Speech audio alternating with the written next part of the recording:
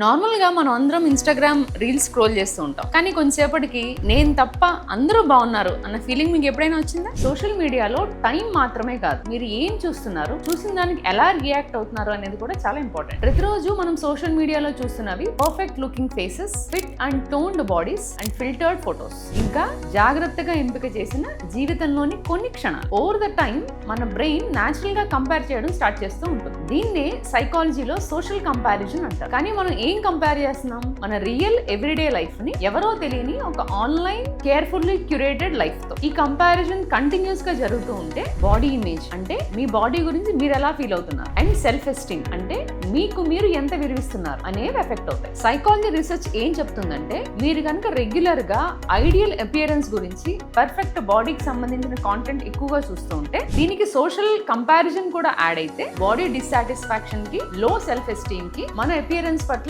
ఎక్కువగా యాంగ్జైటీకి లోన్ అవడం వంటివి కలుగుతూ ఉంటాయి. సో మీరు ఇన్స్టాగ్రామ్ లో చూసే ప్రతి ఫోటో నిజ జీవితాన్ని చూపించదు.